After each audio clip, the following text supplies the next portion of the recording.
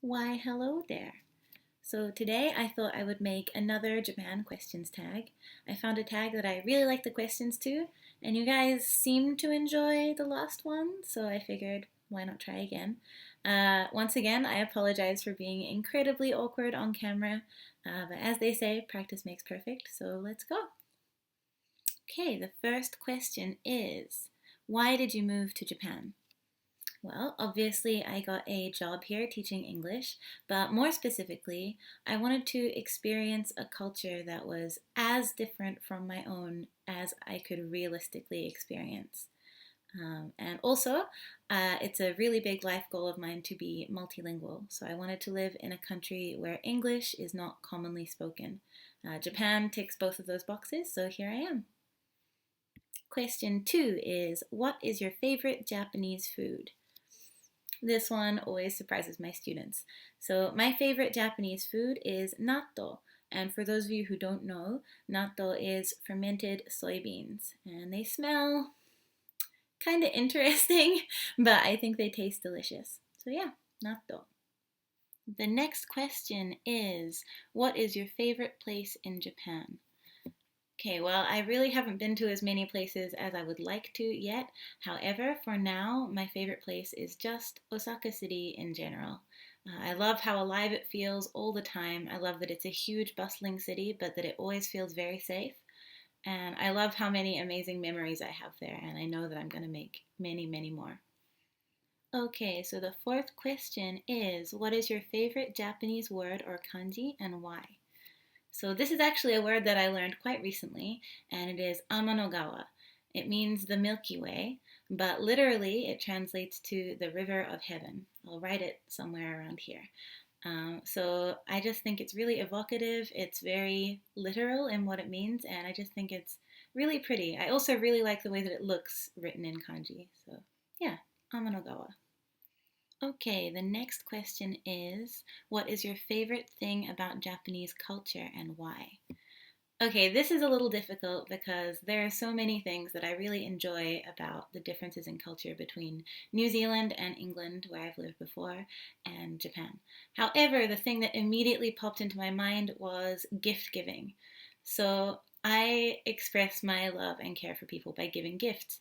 And in New Zealand, that was a little bit strange, apart from on birthdays and at Christmas. So I'm so happy here that it's completely normal to just give people little tokens of your affection. And if you see something and you think of a person, you can just buy it and give it to them. I love that. It makes me so, so happy to give people things. And I love that it's just completely acceptable here. The next question is, what is one thing that has surprised you during your time in Japan? I mean, there have been many, many, many surprises, almost all of them positive. But one thing that comes to mind is how involved my coworkers are in my life. I suppose from the stories that I'd heard from other people, I thought it would be a work relationship only and that we would be cordial to each other as colleagues, but outside of that, not much. But it's not like that at all for me.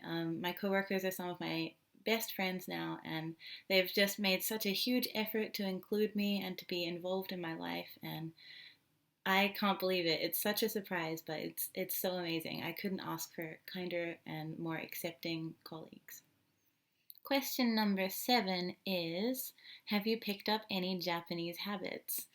Okay, well, I think everyone picks this one up, but I definitely always take off my shoes before entering a house now. I mean, I used to do it a little bit, but now it feels so, so wrong to walk into a house with my shoes on. I can't believe how quickly that started to feel really inappropriate. Question 8. Where is the next place you want to travel in Japan and why? Okay, the place I most want to travel is Fox Village in Sendai, and I think the reasons are pretty self-explanatory. I mean, it's a village with foxes. Come on. However, the next place that I'm going is Nagoya with my friend. And I'm super excited for that because I've never been to Nagoya and I also don't actually know that much about it. So yeah, I can't wait to find out more and see it for myself. The next question is, if you could start your life in Japan again, is there anything you would do differently? I mean, obviously I had all of those cringeworthy moments that everyone has with the misunderstandings and the cultural differences. But I mean, I think that's pretty normal, and there's nothing huge that I regret. So none of that. But I wish that I'd started running again sooner. I know that's really trivial and stupid, but I waited like 7 months before I started getting back into running properly, and that was just like I felt like I didn't have time, but now that I'm doing it again, of course I have time. Like, that's ridiculous. So I wish that I'd started running again as soon as the summer heat went down rather than waiting for so long, because there was really no need for that. But in terms of like Japan specific things, I think I would leave everything as it is. I feel like I've had a pretty lucky run of it, and I wouldn't want to change anything just in case it changed everything, you know?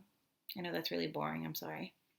Okay, the last question is, what's the best single piece of advice you have for first-timers in Japan?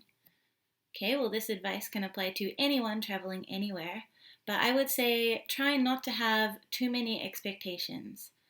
I feel like the people I know who've been the most disappointed by travel experiences are the ones who go into it with a really set idea of how things should go in their head.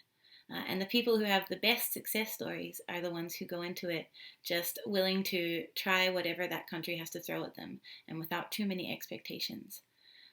So everyone's experience of every place is going to be completely different. And I feel like if you go in with an open mind, you're good to go. I think sometimes it's not so much about what actually happens, but about how you react to it.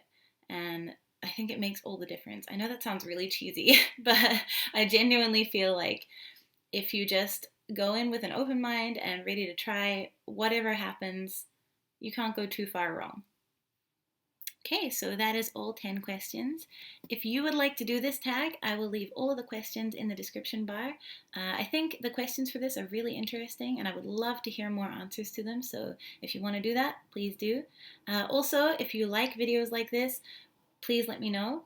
If you would prefer that I just keep my cringingly awkward face off camera entirely, please let me know that too. It really helps me to decide what to make more of. So at the end, thank you very much for watching, and I will talk to you soon. Bye!